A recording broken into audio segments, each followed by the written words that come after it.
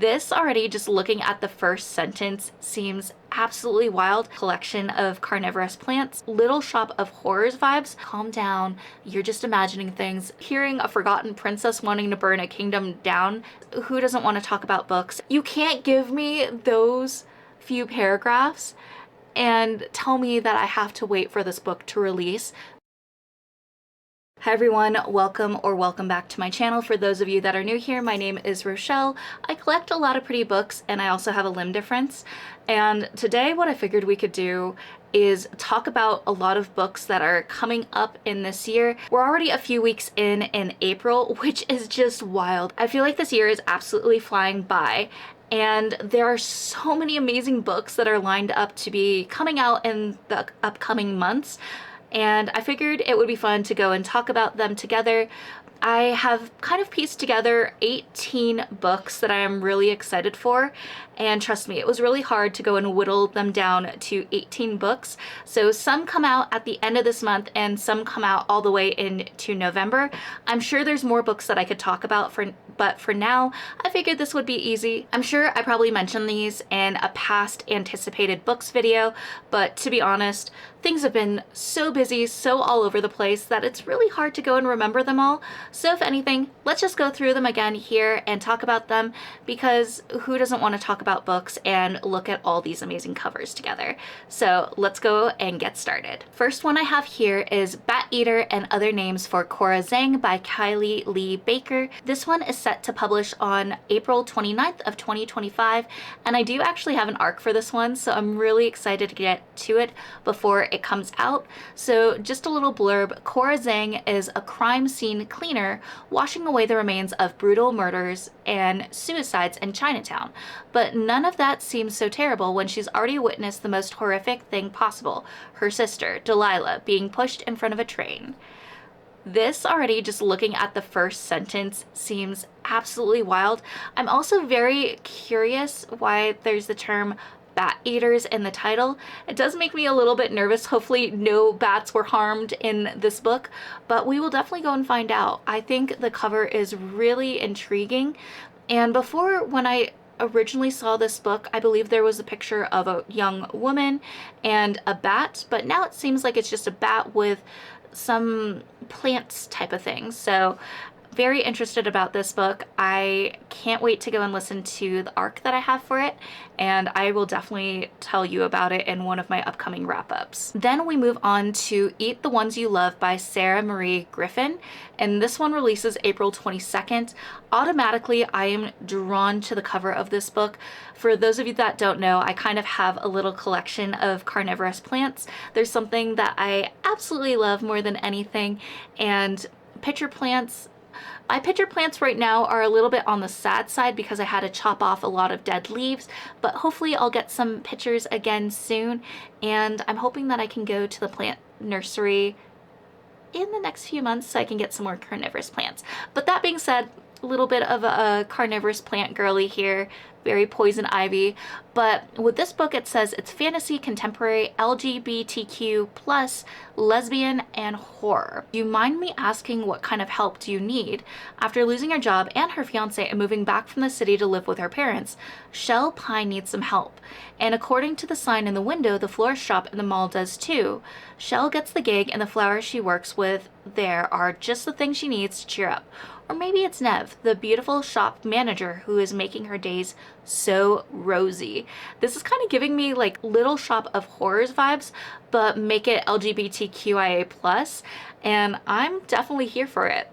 There's also a little blurb that's in bold at the bottom of the synopsis that says, this is a story about desire, dreams, decay, and working retail at the end of the world. I love anything apocalyptic, I love anything dystopian, also add in horror, and I am here for it. So this is definitely a book that is highly up on my radar. Shield of Sparrows, and this is romance, fantasy, fantasy romance. So it says Shield of Sparrows is a slow burn, high stakes romantasy where enemies become lovers, monsters wear crowns, and a forgotten princess finds the power to burn a kingdom down.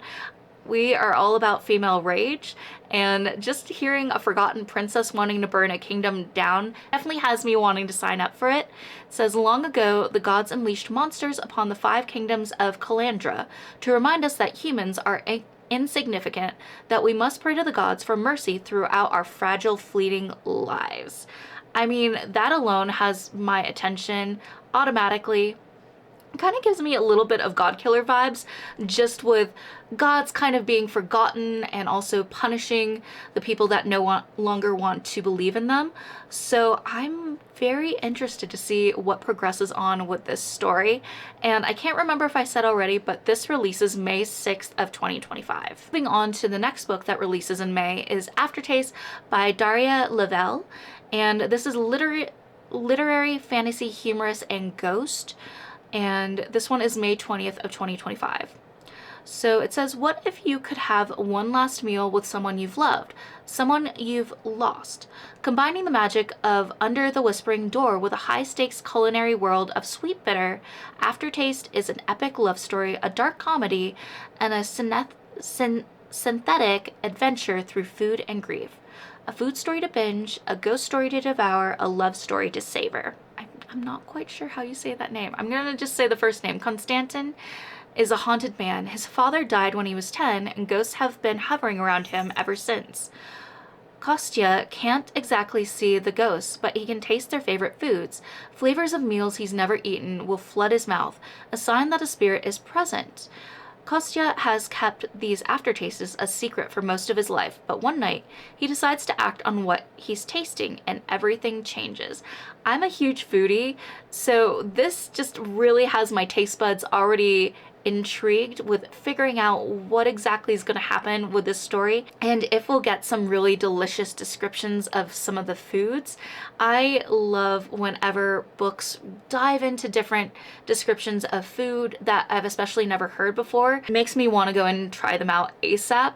So I really like the description of this book so far. It has me already captivated with the first little paragraph of what this book is about. So this is definitely going to be a book that I can't wait to pick up ASAP. Then the next one we have is We Live Here Now by Sarah Pinborough. I really enjoyed Behind Her Eyes by Sarah Pinborough, so I've been wanting to go and pick up another book by her, and this one is expected to come out May 20th. So it says, after an accident that nearly kills her, Emily and her husband, Freddie, moved from London to a beautiful Dartmoor country house called Larkin Lodge. The house is gorgeous, striking, and to Emily, something about it feels deeply wrong. Old boards creak at night, fires extinguish, and books fall from the shelves, all of it stemming from the terrible presence she feels in the 3rd floor room. I'm so intrigued by this, and I love how creepy and eerie the cover of the book looks. I definitely want to go and pick this up, but I feel like there's probably going to be some instances of gaslighting where the husband is like, you know, calm down, you're just imagining things, nothing's going on, and the woman is like, no, things are happening. But he's probably going to be like, no, you need to see a therapist. So I'm probably going to be incredibly frustrated by this book, but at the same time, I'm probably going to love every second of it and probably won't be able to put it down. Then, of course, I have to go and recommend The Night and the Moth by Rachel Gillig. This is a book that is so anticipated by so many of us, and it also comes out on May 20th as well. And it says, Sybil Delling has spent 9 years dreaming of having no dreams at all. Like the other foundling girls who traded a decade of service for a home in the great cathedral, Sybil is a diviner. In her dreams, she receives visions from 6 unearthly figures known as omens. From them, she can predict terrible things before they occur, and lords and common folk alike travel across the kingdom of Trom's windswept moors to learn their futures by her dreams. This just sounds so interesting, and I feel like Rachel Gillig has a really great way of incorporating a lot of darker themes but making it very whimsical and eerie and predicting things. I don't know if any of that makes sense, but it sounds so interesting to me and not like a lot of other books I've read, so I can't wait to go and pick this one up. I already have it pre-ordered. Bury Our Bones in the Midnight Soil by V.E. Schwab, and this one comes out June 10th. And just from the little description that it gives, it says 3 young women, their bodies planted in the same soil, their stories tangling like roots. One grows high, one grows deep, and one grows wild. All of them grow teeth. That doesn't give me a lot to go off of, but it sounds so creepy and eerie, and I also love the description using plants as well. So I'm at the point where I'm so curious, I need to know more, that I'm ready to pick up this book as well. King of Ashes by S.A. Cosby. This comes out June 10th of 2025, and it says, when eldest son Roman Carruthers is summoned home after his father's car accident, he finds his young brother Dante in debt to dangerous criminals and his sister Nevia exhausted from holding the family and the family business together. Nevia and their father, who run the Carruthers crematorium in this rundown central Virginia town of Jefferson Run, see death up close every day. But mortality draws even closer when it becomes clear that the crash that landed their father in a coma was no accident, and Dante's recklessness has placed them all in real danger. So I'm actually a part of Flatiron's influencer program, and I landed a copy of this book as well. So needless to say, I'm very excited to pick this one up. I have a few other books by S.A. Cosby on my bookshelves that I haven't had the chance to read, but I've heard nothing but good things, and I just kind of want to binge and read all of his books and immerse myself into his stories. This book is a thriller crime, and I have a feeling like I'm gonna be unable to go and put this book down. Then next up we have The Enchanted Greenhouse by Sarah Beth Durst, and this one comes out July 15th. I am so excited to pick this one up, especially just looking at the cover, the Enchanted Greenhouse piece to it. I haven't read her other novel, The Spell Shop, yet, but I have a friend that has really been wanting me to pick it up ASAP, and I'm hoping to do it soon. But with this one, it says, follow her to the Enchanted Greenhouse, a cozy fantasy nestled on a faraway island brimming with singing flowers, honey cakes, and honeyed love. That just sounds right up my alley, and I don't want to read too much more into it because I'm not sure if it's connected to the Spell Shop or not, and I don't want to give spoilers to myself or to you as well. But just know this is something I'm very excited to read. Not Quite Dead Yet by Holly Jackson, and this one comes out July 22nd. And it says, in 7 days, Jet Mason will be dead. Jet is the daughter of one of the wealthiest families in Woodstock, Vermont. 27 years old, she's still waiting for her life to begin. I'll do it later, she always says. She has time. Until Halloween night when Jet is violently attacked by an unseen intruder. She suffers a catastrophic head injury. The doctor is certain that within a week the injury will trigger a deadly aneurysm. Jet has never thought of herself as having enemies, but now she looks at everyone in a new light.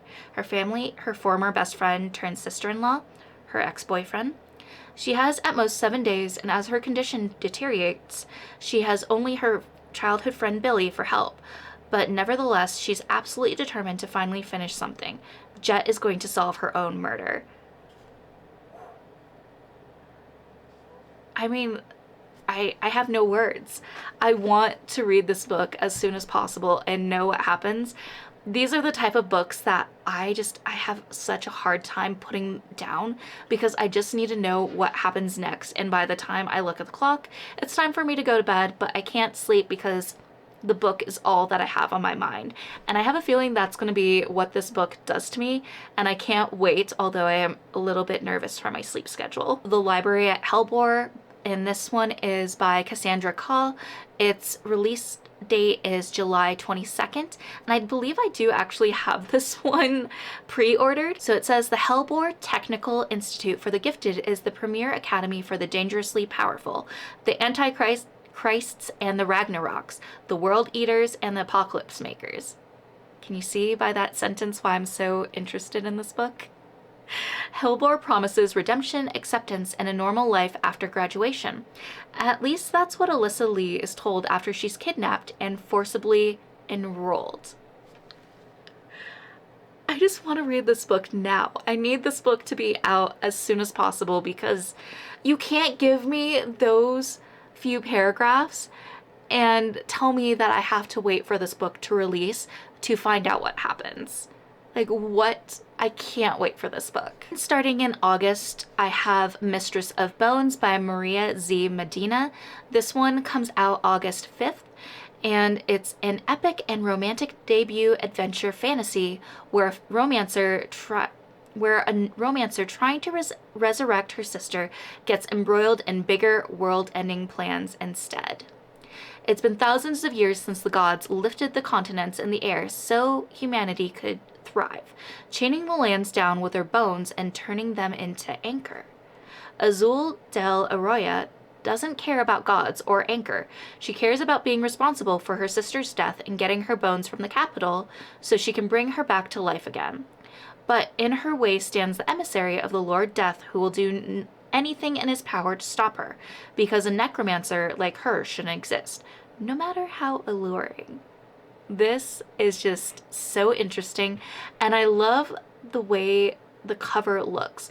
It kind of reminds me a little bit of tarot cards, just with the two different views of the characters. So we have one that's upside and then one that is upside down, and that just reminds me a lot of the tarot cards, where depending on how the card is flipped, it can mean different things, and the way the book cover looks is just giving me those vibes. So I'm very curious to know more about this book as well, and know a little bit more about the storyline as well. Then of course I have Blood Moon by Brittany S. Lewis. I have been following this author on Threads for the longest time, and right away when she was saying she wrote a story that gave Bonnie Bennett from Vampire Diaries justice, sign me up, because Bonnie went through the worst storyline ever in Vampire Diaries.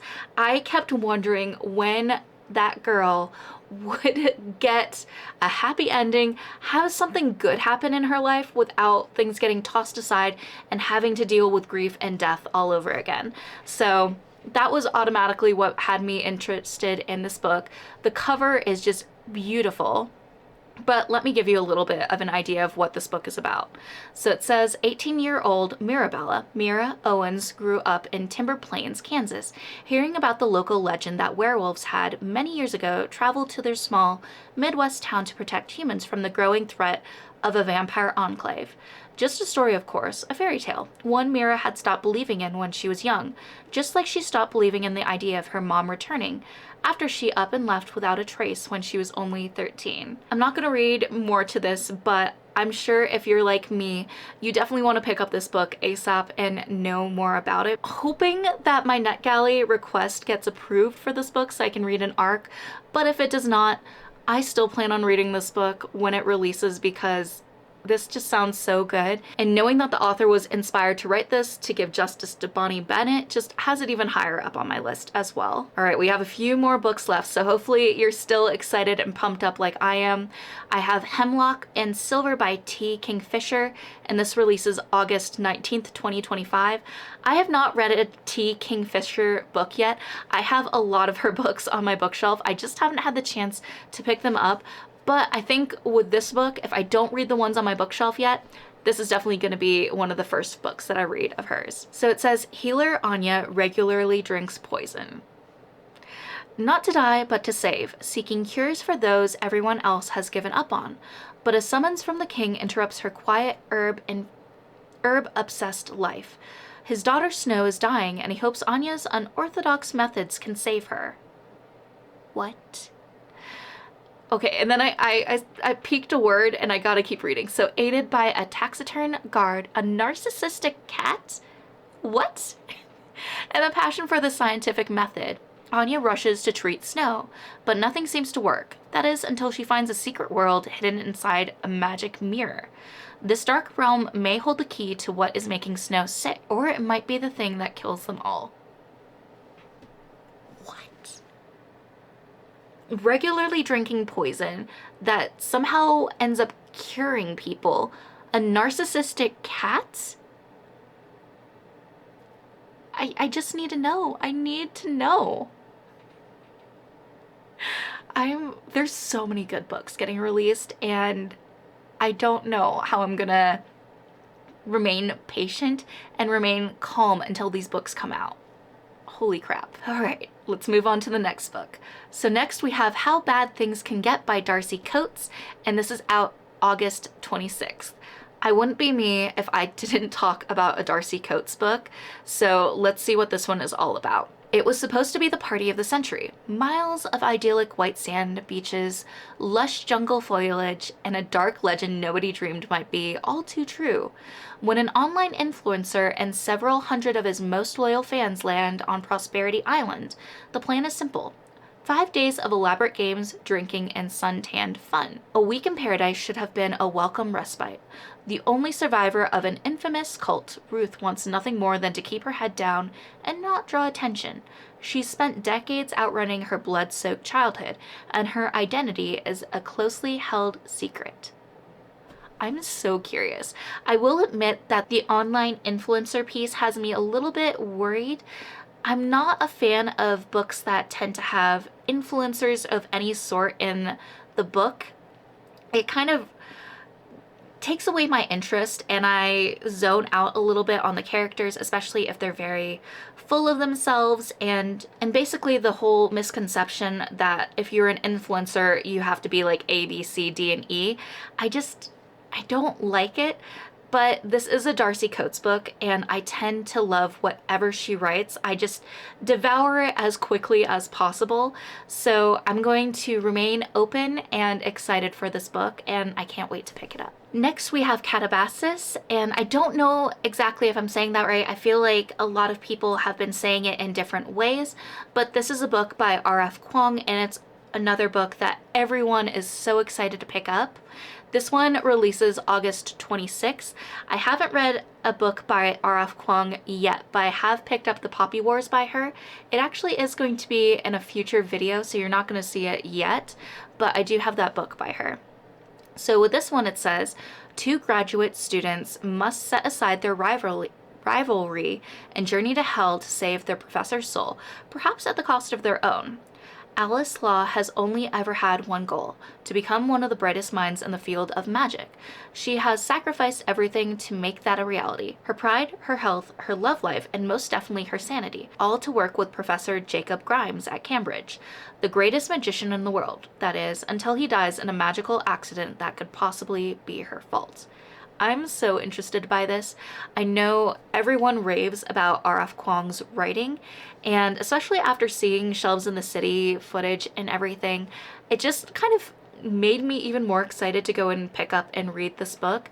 So I can't wait until it comes out. I believe I also put in a request for an ARC as well through NetGalley, but with how popular it is, I don't know if that's going to happen, so I will just have to patiently wait until this book releases. All right.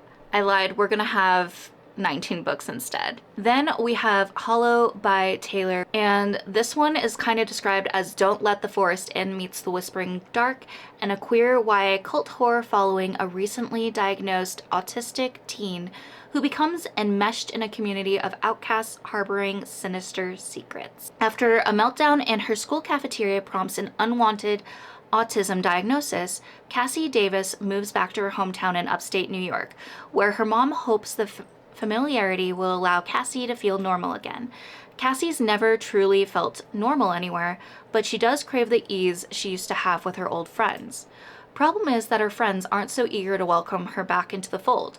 They extend an olive branch by inviting her on their backpacking trip to Hollow Ridge in the upper reaches of the Adirondacks?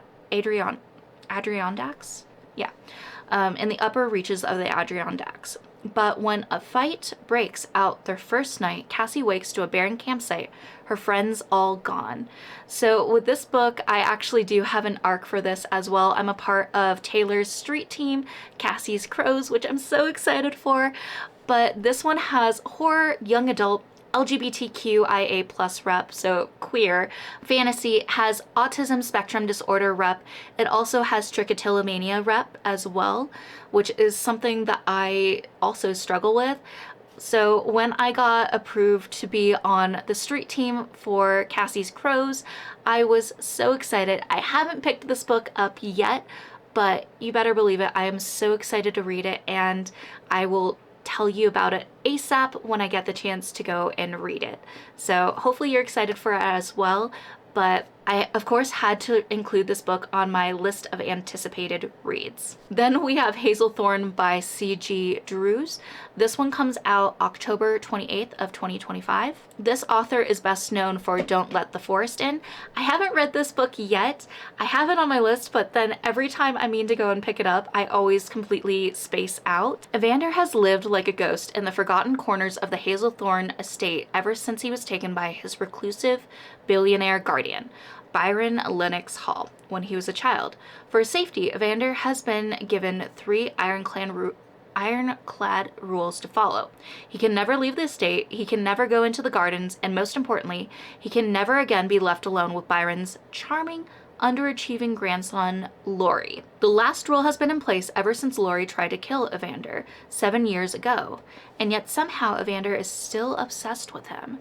This seems so interesting, and you know me, I have a thing for cartoon characters with some sort of plants involved in the cover. I tend to collect those kind of books that have similar covers, and so this one I am so excited for. I also need to read Don't Let the Forest In before this book comes out, just because I've heard nothing but great things about C.G. Drews, so I need to get on the bandwagon and finally pick up their books. And then last book that I'm going to mention, so this is going to be our 19th one because I can't count, and I said 18 earlier. Kiko just meowed and he's agreeing. I can't count. I'm awful with numbers. This one is I, Medusa by Ayana Gray.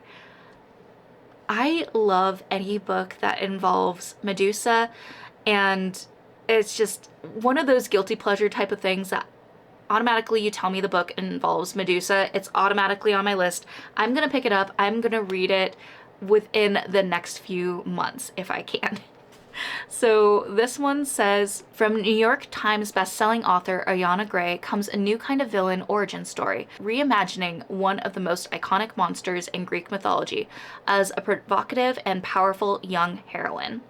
Medi has spent her whole life as a footnote in someone else's story, out of place next to her beautiful immortal sisters and her parents, both gods, but kind of minor ones. She dreams of leaving her family's island for a life of adventure, so when she catches the eye of the goddess Athena, who invites her to train as an esteemed priestess in her temple, Medi leaps at the chance to see the world beyond her home. In the colorful market streets of Athens and the clandestine chambers of the temple, Medi flourishes in her role as Athena's favorite acolyte, getting her first taste of purpose and power. But when she is noticed by another Olympian, Poseidon, the course of Medi's promising future is suddenly and irrevocably altered. We got it! We said it! Okay.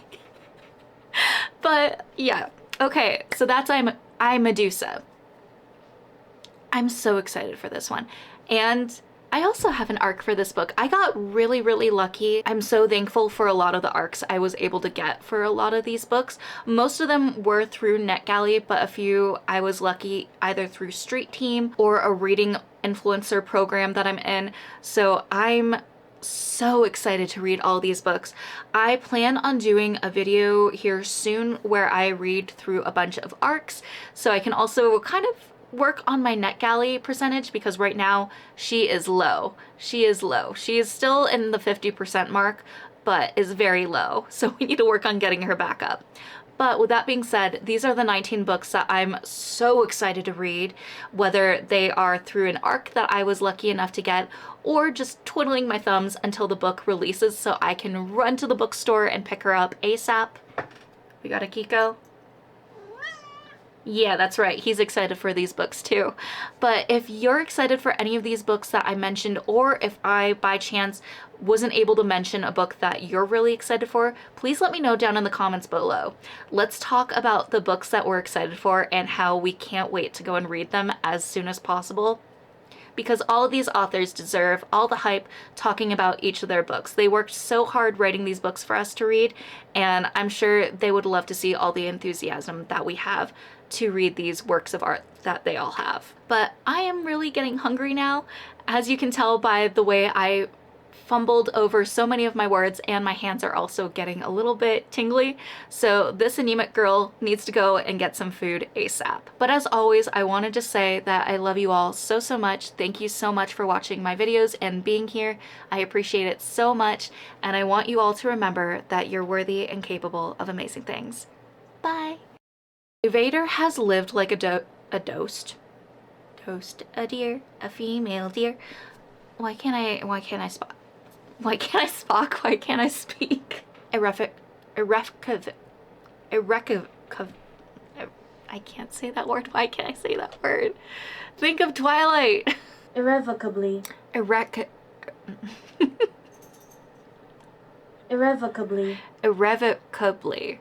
Irrevocably. I can't say that word. Irrevocably.